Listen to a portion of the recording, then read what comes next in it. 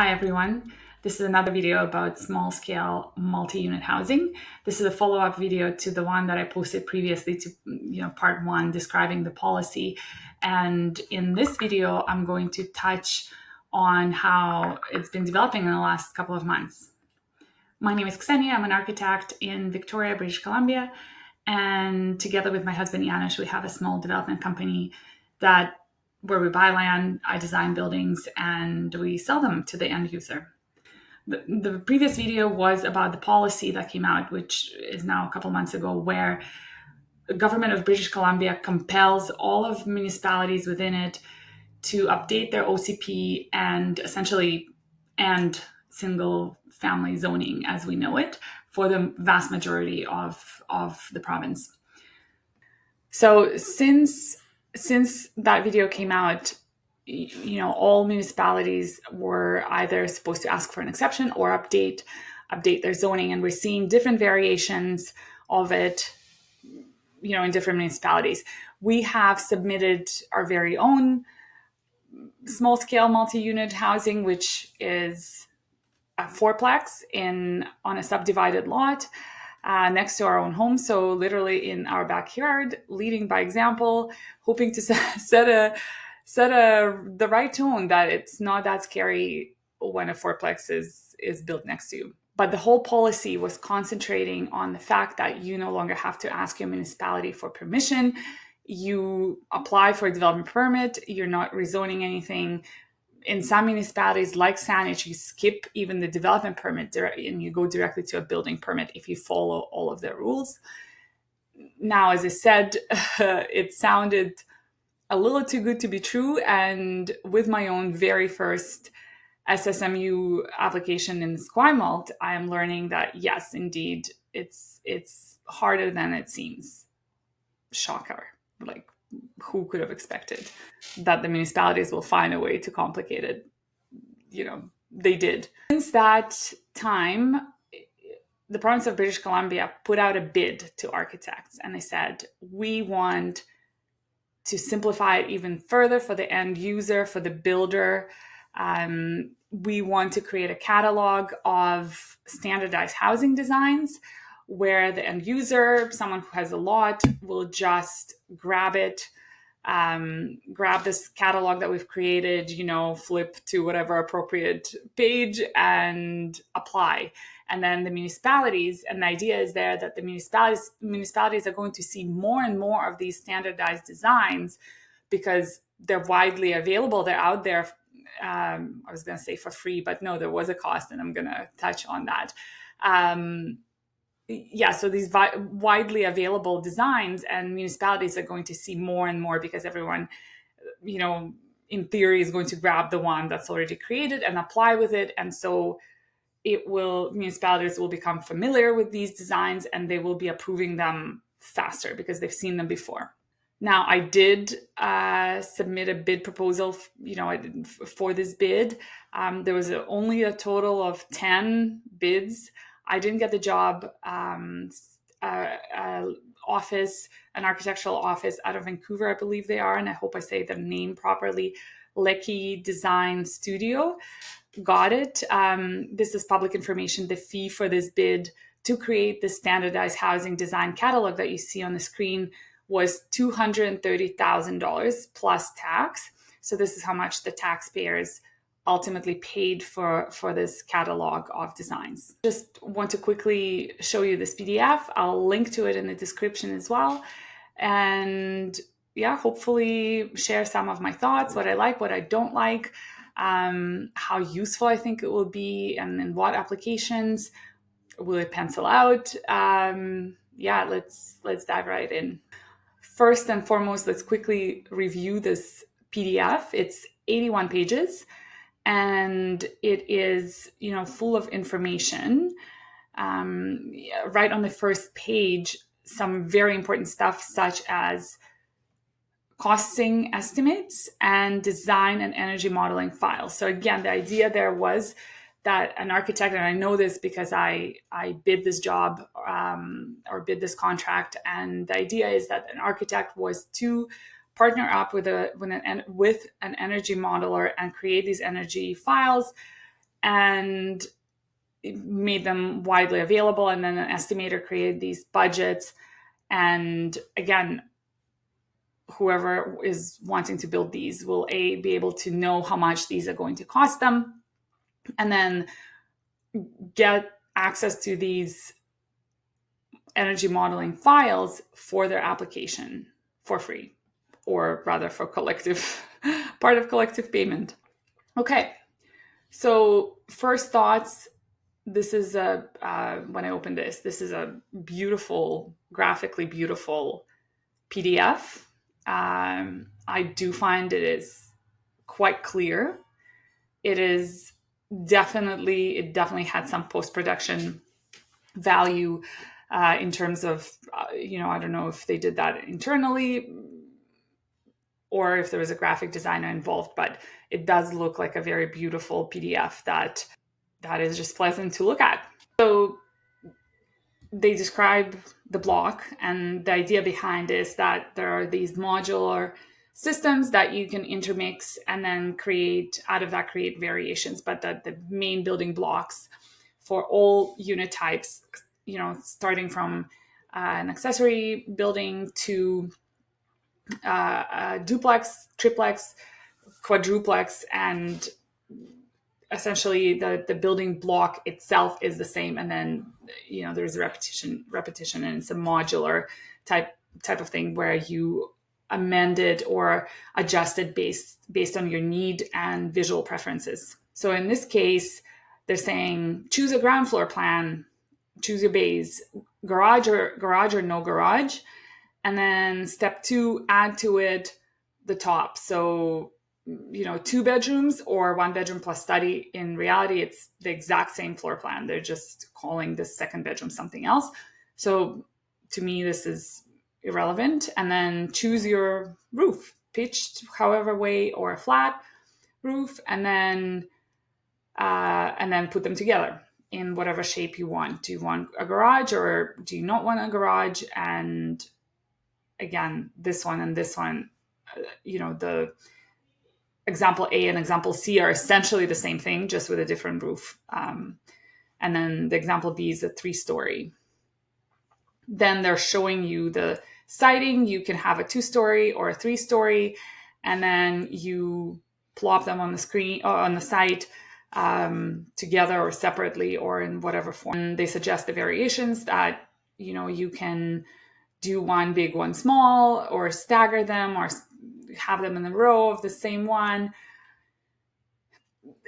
These are variations. I will touch on why they offer it as variations, but why I think the reality is going to hit this hard in terms of what people are actually going to be building, and why I don't think it's going to be something like over here, for example, where it's, as an architect, I love the shape, I love the massing of it.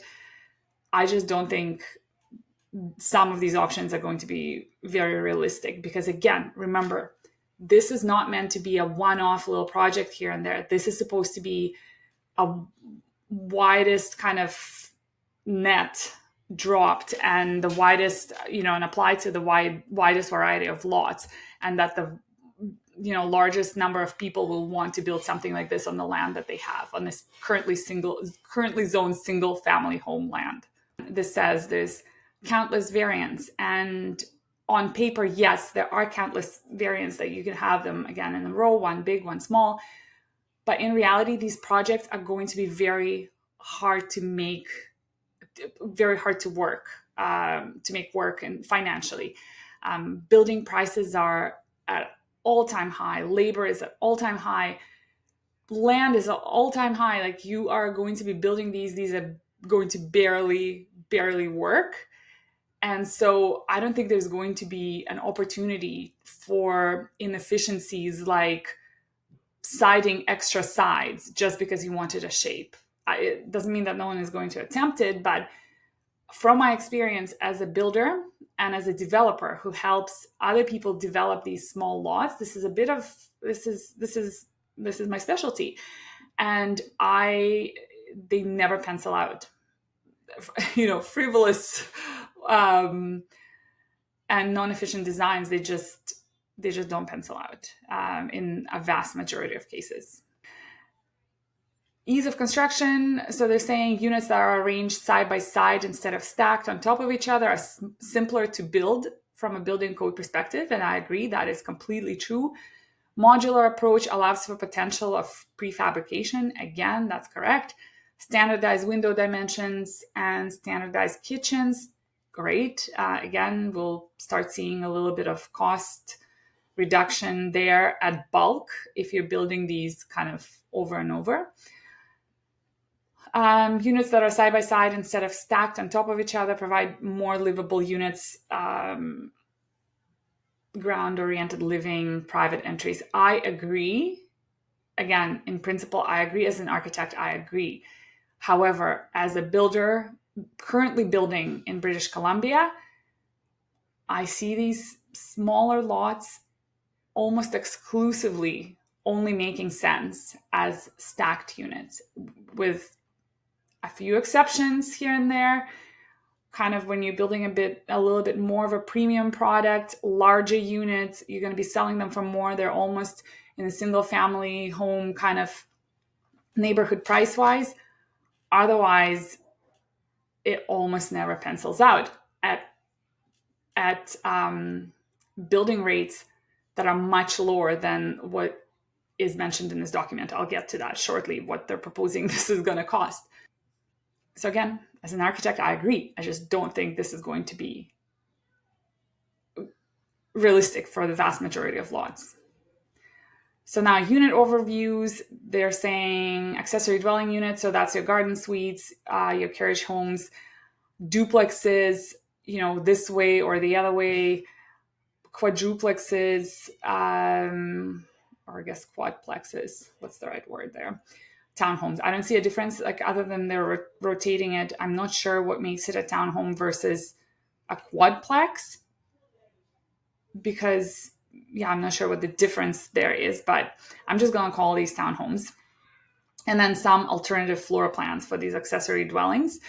And then now their renderings and their designs are gorgeous. Personally, I love their style and I love their rendering and kind of visualization techniques. I love this simple modern look. I know that oftentimes this is not a big favorite with general public. I have no idea why. I think it's gorgeous. I think it's beautiful. But I have seen that before where people just don't like it. And I won't be surprised if, as this is making rounds on all of the forums and whatever, like where this is going to be discussed, hopefully, or maybe not, I won't be surprised if I'm going to read something about how ugly it is. Like but I do think this is beautiful. So accessory dwelling units, like big things here to know is that they're proposing that these are, they're saying unit footprint. I think they meant to say unit size, because first floor 525 and second floor 525. So unit size 1,000 square feet. That's a good size accessory building. For example, currently Esquimalt only allows up to 700. So this is above that. The rest of it is pretty straightforward. That, like, here's a floor plan. You enter, and then there's a powder room, your kitchen, and a small living room. And then you go upstairs, and then you arrive to 2 bedrooms. Again, it's quite rare. Esquimalt, for example, will not allow this, but that's okay. I think they have a different floor plan for somewhere like Esquimalt. Floor plans, again, are quite subjective. Personally, for such a small space, I would flip the door onto this side, squish this over a little bit, flip the door to the side where you enter, and then all of this space could then become a little office space, or perhaps open space for an actual kitchen table or something like that. Rather than when you enter and you lose so much area to circulation, I prefer for my smallest units to not lose any area in circulation. Not always is it possible.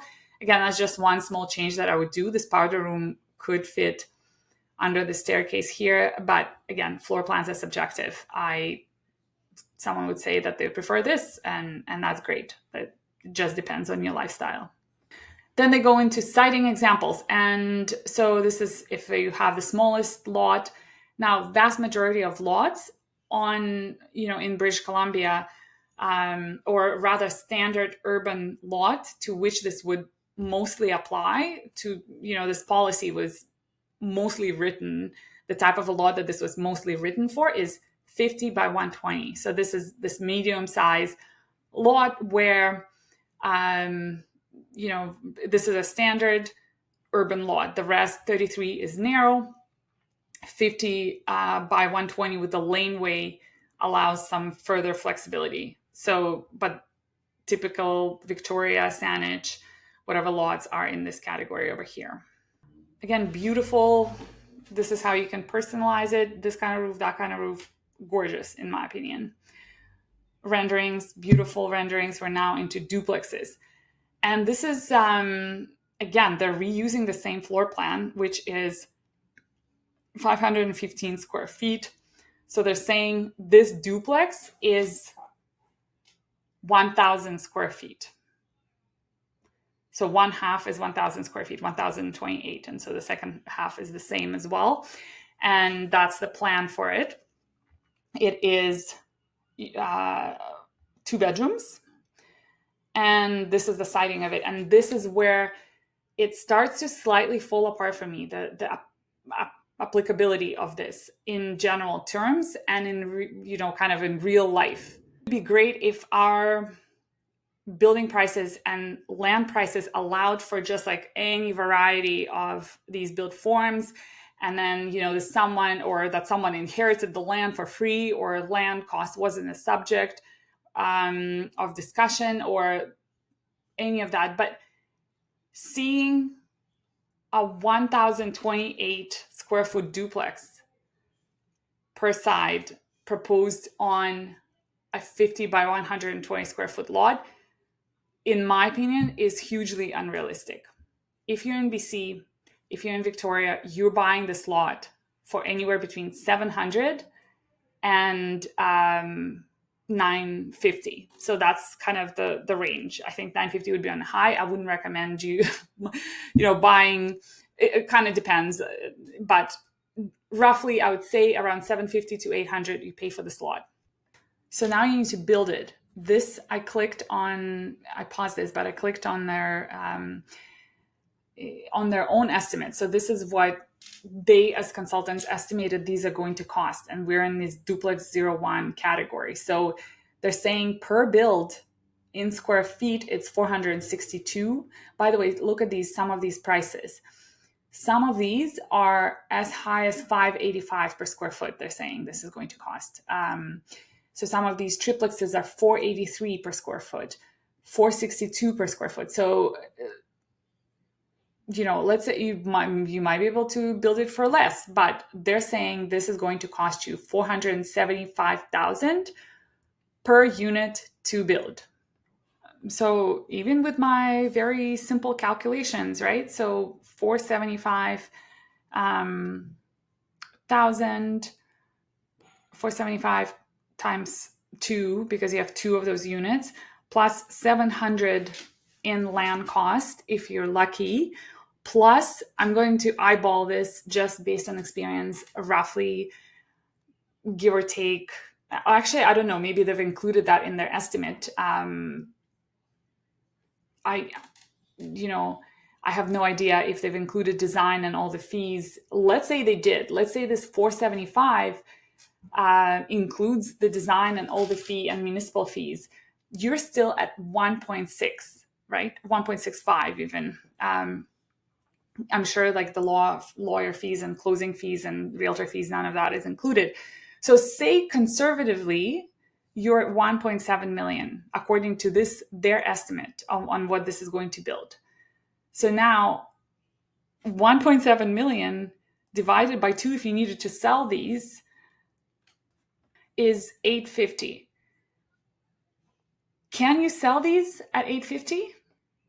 Honestly, you probably could. You probably could sell these. Actually, this is a duplex 02. We're not even duplex 02. This is 02 is um, more complicated. So we're talking 01 is at that price. 02 was even more expensive because 02 is 3 stories. So we're talking 2 bedroom, 2 story slab on grade duplex, 850. Can you sell them for 850 new construction?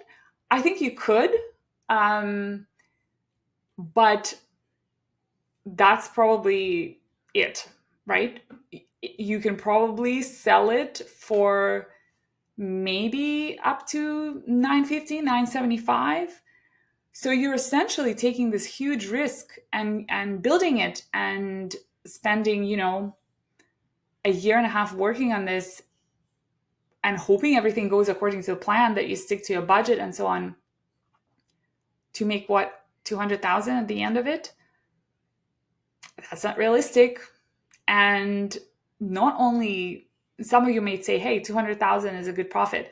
I agree, but that's not how it works. Even if you're a small developer and you'd be like, hey, I'll take 200,000, that's a good profit for me, I'll risk that. The bank is not going to let you. The bank will not finance this. If on the other side of this, it costs you 850 to build per side, and you can sell it for 900, no, you're not going to get financing from the bank. This is too much of a risk, and you won't be able to get it built. Now we're on to duplex 2. Again, beautiful renderings, gorgeous designs, simple siding. Still, I hope I'm wrong. I really hope I'm wrong about this. But everything tells me from experience that this would only be possible if you maybe inherited the land from someone, or maybe you're building for yourself, and maybe you're a contractor building for yourself. Still, there are ways, and for whatever reason you decided not to maximize your lot's potential, maybe then, but I don't see any other reason why someone would build this on their 50 by 120 120 foot lot. I don't see this happening, guys. Same siding examples as previous. This is basically the same. Yes, you can do the roof this way or that way. That's good to know. Beautiful design. Duplex 3 is even more pricey, right? We saw that price up. I don't remember exactly what it was, but actually, let's go check. So they're saying estimates created from floor plans, no soft costs included in budget. So that means they have not included for any fees. Utility connections are not included. Blasting and shoring is not included. So a lot of these things are not included. So this appears to be just the building itself that they're estimating at those prices. So yes, so this duplex 3 is 444 per square foot. No soft costs, no utilities, nothing included. So this does seem a bit high, but also not out of the realm of possibilities. It very well could be that much. If you're not an experienced builder, for many reasons, even at much lower costs, this just isn't making sense, but certainly not at these highest costs. This one, guys, 44, so around 600,000 roughly per build, plus your 350 for half of the land. We are pushing 950 for this, and would it sell for more? I think it would, but again, unless you're building this for cash, there's just not enough in there for a bank to finance this. Quadplexes are pretty. Don't come at me. I think it is pretty. It is. It's pretty.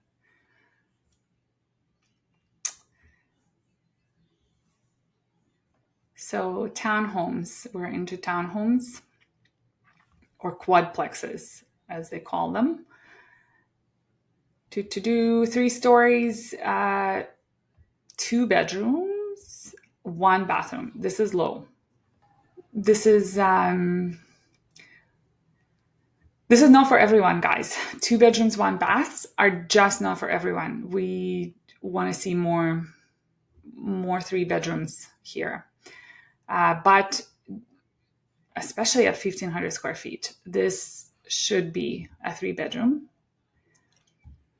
1 single car garage. I think maybe they're counting the garage or something in it, because I believe this is 500, so 1,000. And then I think they're counting this entire thing in the area, which typically when we are talking about sales, unit sales, only this much would be counted.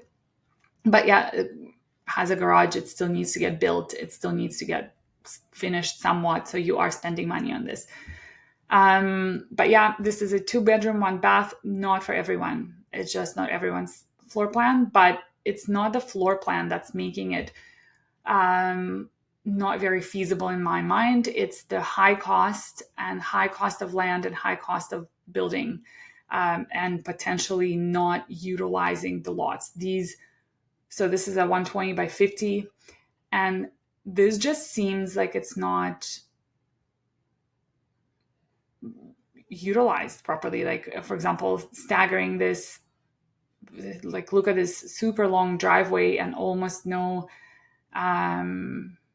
backyard. Usually you wouldn't have a PMT for 4 units. So they're showing a pad mounted transformer here. That would be atypical for 4 units. But yeah, like, let's say this wasn't staggered. Let's say they were straight. It's just so much of the lot is out there. And I'm not saying, guys, I'm not advocating for overbuilding. I'm just saying that in order to make these units work financially, you typically will not see this much open space. You just would not. It just doesn't happen. You have to utilize your land more and better.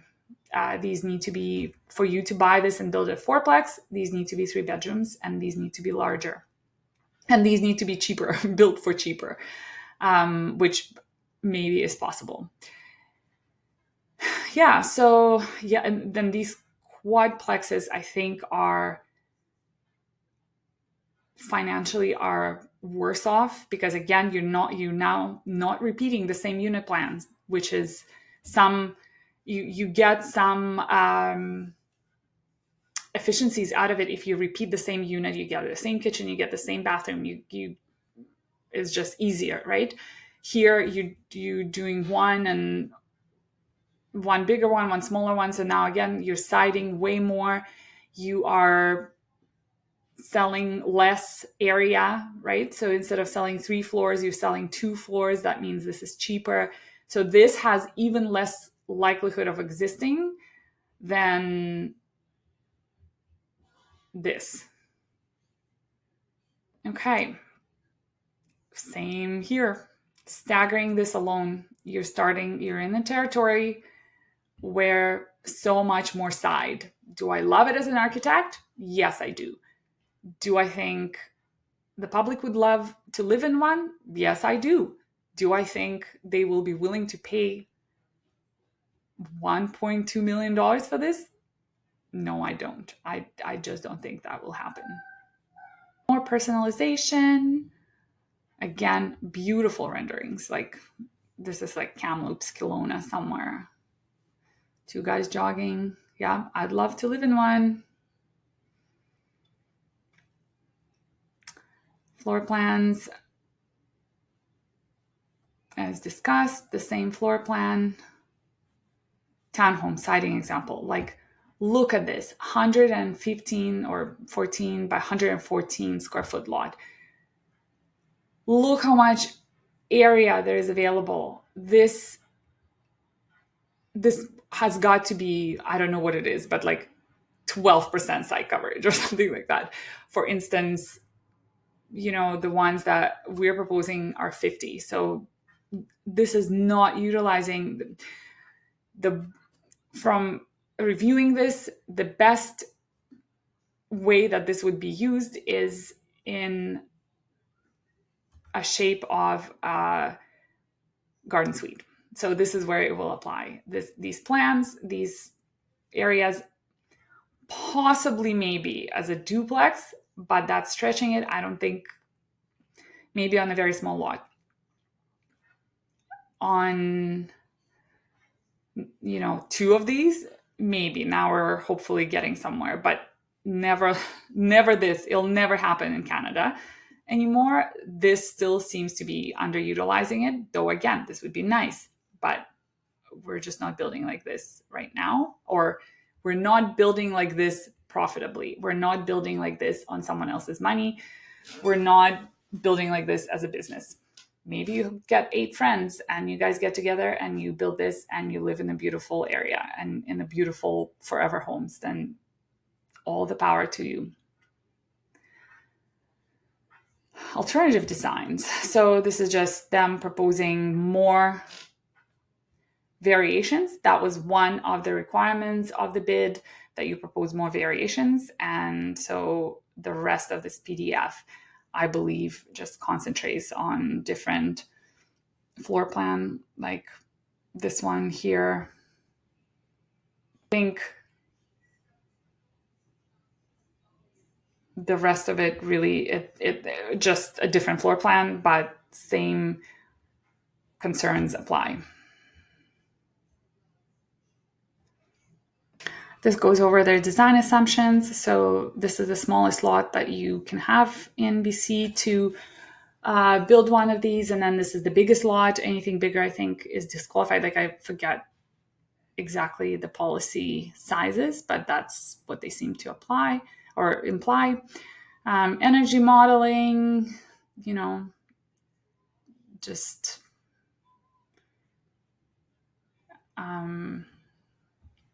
whatever it needs to. I'm sure energy modeling is fine. It's created by professional engineers. It's all good. Personalization, siding options, roofing options, great to have. And all of this is completely fine. Designs are beautiful, as I said. Here they are in a row. Kind of nice to see. And that's the end of the PDF. And for costing and energy modeling, again, you just click here and then you find their estimates and their assumptions and their full budgets. And just builds per square foot is what's important here. And unfortunately, these are not cheap. Anyways, thanks, guys. To sum up, beautiful designs, fine floor plans. I wish this would work. I wish I'm wrong. I hope that these will pick up and get used. But I have my doubts, and we'll see what happens. Let me know in the comments. What do you think? Do you think, what do you think of these designs? B, do you think that these will take off? And main question, would you build one? Thanks, guys, and see you next time.